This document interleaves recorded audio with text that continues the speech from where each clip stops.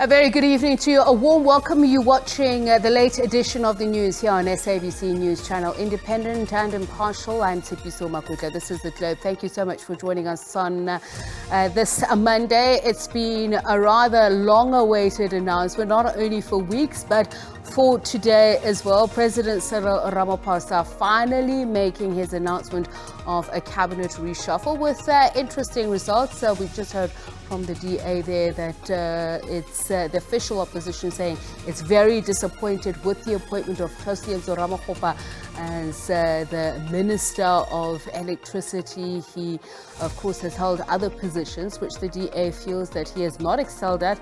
And just to go quickly through some of the announcements made by the President, he spoke about Khumbudzo Chambeli being one of the ministers in the presidency. Minister for Women, Children and People with Disabilities will be Dr. Nkosazana Dlamini Zuma. Of course, there was a lot of speculation about whether or not she will remain in the cabinet. You will also see the COCTA ministry being occupied by Tembisa Nkadimeng and Public Works by Sihle Zigalala. Tourism Minister will be Patricia de Lille. Of course, there was a lot of talk about Lindiwe Sisulu, whether or not she will remain. A lot of the speculation saying probably not because of the hostile conduct she has displayed towards the president. And Parkstar will also occupying the position of COCTA deputy president. So Pinky Kakana is also going to be a deputy president in the ministry, planning and monitoring in the ministry of the presidency. So all of this coming up, will give you a full list of those changes in just a moment. But for now, reactions. So we speak to Professor Alex van der Heever. He holds the chair in the field of Social Security Systems Administration and Management Studies at Wits School of Governance. He joins us now. Very good evening to you, and thank you so much for joining us, Prof. One of the things that the President said was that for now we're going to see a cabinet that will increase because it has to meet the demands of the agenda as set out by the State of the Nation address, but that the Treasury has been tasked with the job of re-looking at the cabinet as a whole and how it can be streamlined. Talk to us about his interpretation this time around of the role of the executive, and particularly the people that he's chosen to occupy these positions that he's announced. Yeah, so firstly on the size of cabinet, I don't see this as being a focus of attention of National Treasury. I think that there are a number of very logical choices to make to narrow down the cabinet if one had a will to do so and one had the political will to do so. In many cases, it's really looking at where you've got overloaded capacity at the executive in relation to particular portfolios. There are a large number of very limited portfolios with ministers and deputy ministers involved that could be chopped without much thought and no discussion with National Treasury.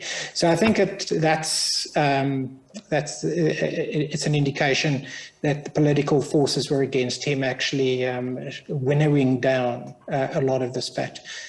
In terms of the people that he's selected, I think a lot of it, it was difficult to see who could be chosen for particular positions.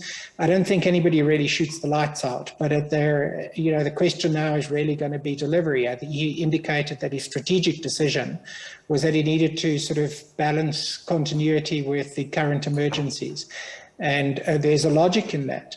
But the question is really whether the new talent brought in are really going to be able to take on these very, very complex challenges. And these challenges are getting more and more complex all the time because things aren't being done. And the longer you don't get to the heart of a problem, the more complex it becomes and the more it gets ahead of you. So I think we've got to wait and see, but I'm not too confident that we've really kind of crossed to a new territory here. I mean, the president also spoke about that this is not an overhaul of government, that it was also a recognition of a need for certain skills. And you spoke about the political opposition that he may have faced in some of the decisions that he had to make. But I just want to zero in more on the role of cabinet, particularly within governance. So the presidency has 3 structures that support it in various operations. But what particularly are their unique roles and the roles that they play in representative governance as well?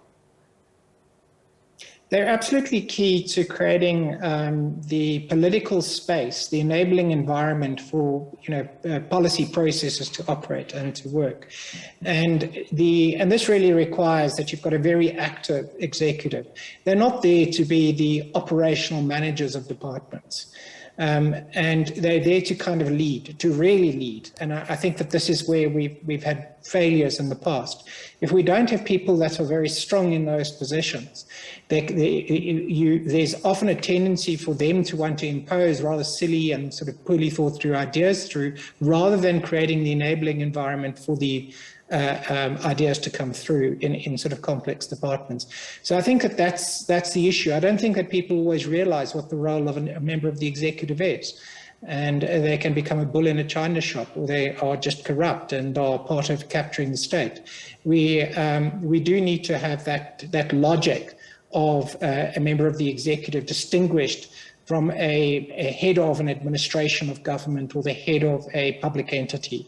This differentiation hasn't been made, and as a consequence, and we're feeling the consequences. Mm.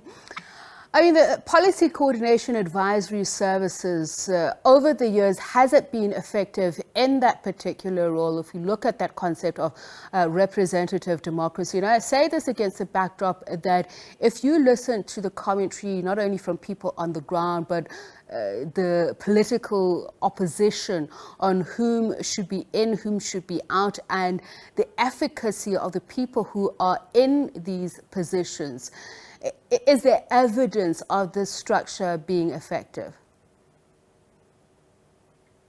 Well, so I think an important issue is that representative government, the whole idea of government is that it is a process by which the social contract evolves. And that implies that there is a connection between society and the key decisions and the public decisions that are made. There's been a drift away from the social contract idea over time.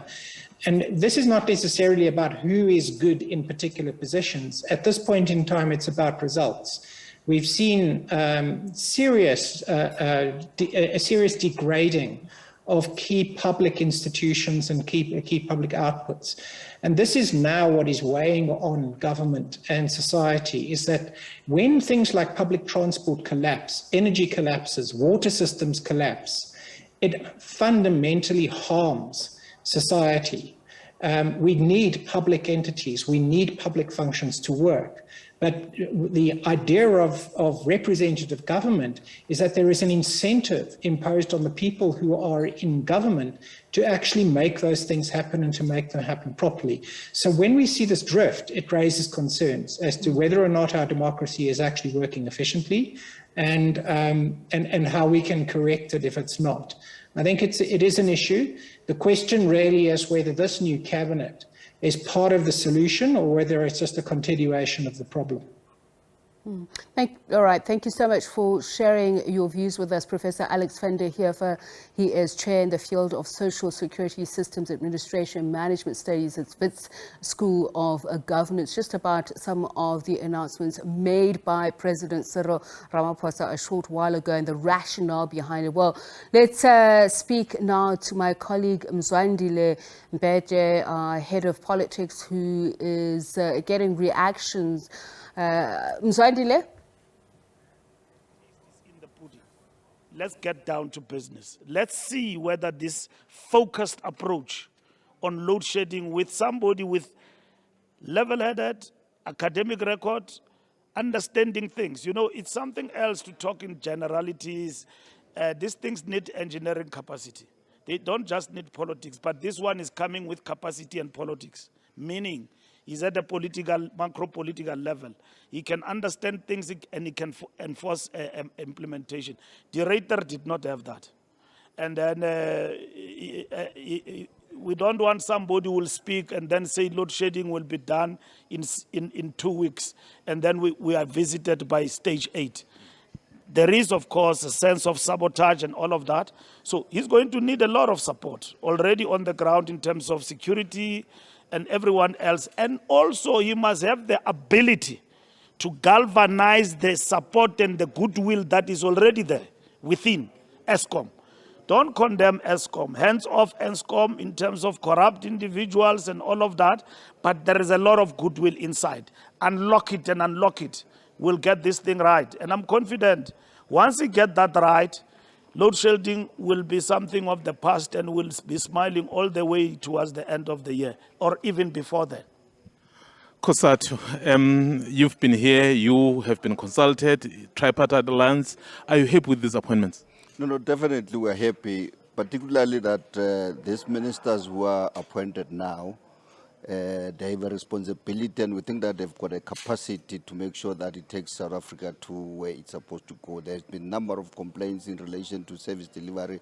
From our side as Labour, we've been complaining about the unemployment rate. We think that the issue around the appointment of the new minister on electricity, he would have a responsibility, and he has that capacity. As you have seen when he was leading this the infrastructure program, he has made a number of progress. We think that the day of the load shedding that has created unemployment, that has created the economy to be where it is today, it will be the end of the day in few days or in few months.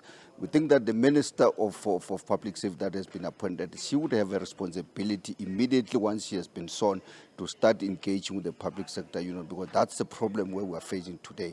And we hope that all the ministers, without not working alone, working with the other ministers and the DGs and the officials of the department, with our support also as part of, you can see that we've started the Reconfigured Alliance now. We're working together in making sure that we take South Africa somewhere. What is it that you're going to do to make sure that you hold the ANC, your partner, accountable? Because at the end of the day, they are governing and they need to be held accountable. Already I've said that we've started, since the new leadership from the ANC conference, we've been working as a Secretariat Alliance, working together, and here we are together. We are going to hold them accountable. They are also going to hold ourselves as workers accountable in terms of making sure that we deliver service, because there are policies. Once the policies that are developed, implementing of those policies is our own members who are public service, but make sure that the morale of those workers is uplifted, is improved, so that they are able to deliver service to the people of South Africa. Well, from one Soli to another Soli, Soli of Kosato and then Soli of SACP. As the SACP, you're very, very, very vocal on a number of issues. Here is a reconstituted cabinet, or just changes, as Mr. Mbalula would want me to believe, just minor changes. As the SACP, are you satisfied with the level of engagement that your partners engage you on, and then, of course, with the actual announcement? Firstly, is to first appreciate the ministers and deputy ministers who served in the current cabinet, who have not made it back. We want to thank them for their service to our people, starting with former Minister Mbalula. We thank you. We started reshuffling with him so that he can come back into the mainstream political space to drive the programs of the organization. The consultations went okay. Of course, an issue of this nature, you don't have to agree on every name, but we are confident that the reconfiguration that the President has made to his cabinet will accord him the ability to make strategic interventions that are impactful on the lives of our people. Already the SG of the ANC and the GS of COSATU have already mentioned key areas of focus that the President has also emphasized, and there's been huge political consideration for every aspect of it, but in particular this Minister of Electricity, where we have brought one of the best from within the movement, young, talented, skillful, who have proved himself in different areas. And I think we want to give him all our support, and he must reach out to all our people to seek support, as well as support within government and cabinet, so that we succeed, because this issue of energy is a major crisis for the country. and to succeed on it, it's very important. And all other ministers, we have brought in very competent people with huge experience in different areas. The SG has spoken to that particular fact, and also have retained experience. And I think this combination, we think it will hit the ground running and made sure that we restore the glory of performance of government once more. Well, speaking about, you seem well satisfied with what has happened. But at the weekend, you held your own, meeting, and then you were speaking about the modalities of contesting for elections with or without the reconfigured alliance. Let me ask you in front of him. This is a reconfiguration of the alliance in process. It's not to be decreed. It's a process, and I think we're beginning to see that process in action. We did not. You have got huge tentacles. We did not announce this properly to the media to invite you to come, but nonetheless, these are internal debates in the SACP. We'll certainly discuss final outcomes with our alliance partners because that's also part of that mandate. Thank you very much. Maybe just the last one, Mr. Mbalula. There are some of the members. In fact, I just can think of three names quickly. I think Lindsay Sisulu, Natim Tetwa, and Gwana Mashabane, who have not made it back into cabinet. So have you spoken to them? How are they taking it? Yes, I've spoken to all of them, including deputy ministers who did not make it. I called them immediately after the president informed us about after the process of consultation. So, well, I was talking to them over the phone, but they seem to be they've taken it from the understanding of cadreship, understanding how we work. Nobody is entitled to a position. And these are our comrades, and they will remain our comrades. And we will meet in the trenches. We will make use of them in the organization. They are leaders, some of them in their own right in terms of being elected. So we're looking forward to deploying them in the organization to other tasks of the organization. You don't sulk when you get affected by this. It did affect some of us. You just have a little bit of sweating and a bad feeling, a little bit of it. And then you've got family, you've got kids, and they look at their fathers, mothers, reshuffled and all of that. But they've given their best, and we will forever be indebted to them. And they are our comrades. These things do happen. This is not career. It's serving the people. And that's what we like out of our comrades. Difficult as it is, but they accepted the outcome and the decision of the president. Well, thank you very much. And I see the lights has just gone off there. So about that. No, it's just one of those things. But otherwise, thank you very much to the secretaries. And then, of course, I was speaking to the Secretary General of the ANC, the General Secretary of COSATU, the General Secretary of SACP, so who were here to really give support to the president as he made changes to his executive.